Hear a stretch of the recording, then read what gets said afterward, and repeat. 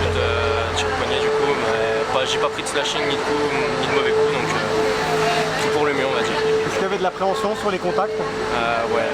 Puis en plus voilà, on est vendredi 13, je suis un peu superstitieux, donc mais non, tout s'est bien déroulé. J'ai pris 2-3 petites charges, mais plus sur le haut du corps, donc pas sur le poignet, ça allait nickel.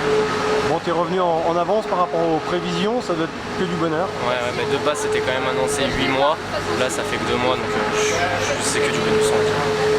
Bon, t'es revenu dans un match idéal, on a envie de dire, même si c'était un peu tendu sur la glace. Épinal a déroulé face à cette équipe d'Amnéville. Ouais, c'est sûr que 10-1, je pense pas qu'on s'attendait tous à ce score. Après voilà, on a joué 60 minutes, contrairement à certains matchs où on a joué pas tout le match on va dire. Mais ouais, on a déroulé et c'est ce qui fait le score à la fin.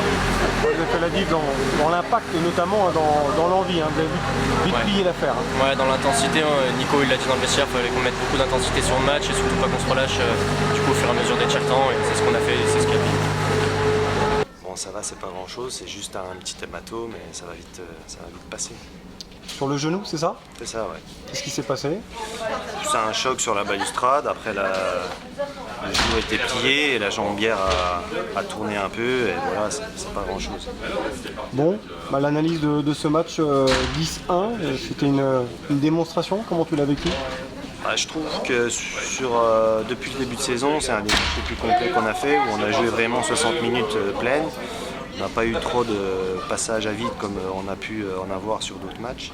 Et du coup, on voit au résultat que finalement on a déroulé assez vite et que le résultat est assez logique et il n'y a pas eu photo. Ouais, Amnéville a réagi un petit peu dans le troisième tiers. Voilà, ouais, ils ont essayé de réagir, des fois pas toujours très correctement à mon goût. Après, voilà, on fait avec les moyens qu'on a sur le jour, mais voilà, c'est bien pour nous d'avoir fait un bon match ce soir. Ouais, c'était un vrai derby, il y avait de l'intensité et malheureusement, Amnéville a pris beaucoup de punitions, ils se sont pas facilité la tâche. Hein. Après, on sait que c'est toujours engagé contre Amnéville et voilà, après on a su profiter des occasions qu'on a eues, chose qu'on n'a pas fait forcément les autres matchs, et là on s'est vite mis à l'abri sur ce match-là. Pour conclure, quel bilan tu dresses de la saison? Vous êtes leader avant un dernier match très important face à Rouen, tu dois te souvenir du match aller. Alors si on fait le bilan aujourd'hui, on est premier, voilà. Je pense que si on nous avait posé la question au mois d'août, on n'aurait pas forcément pronostiqué ce résultat. Maintenant, tout n'a pas été parfait, mais le fait est qu'on est premier aujourd'hui et il faut essayer de capitaliser là-dessus pour aller le plus loin possible. Rouen B, c'est vraiment votre principal adversaire. Le niveau est le même qu'Épinal, comment tu vois?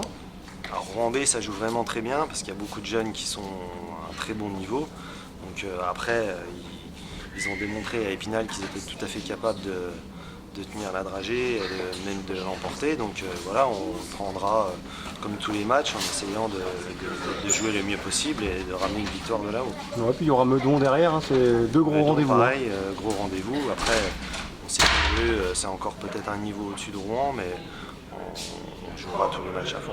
On va pas faire d'abus pendant les fêtes de fin d'année alors. Non, ça devrait aller.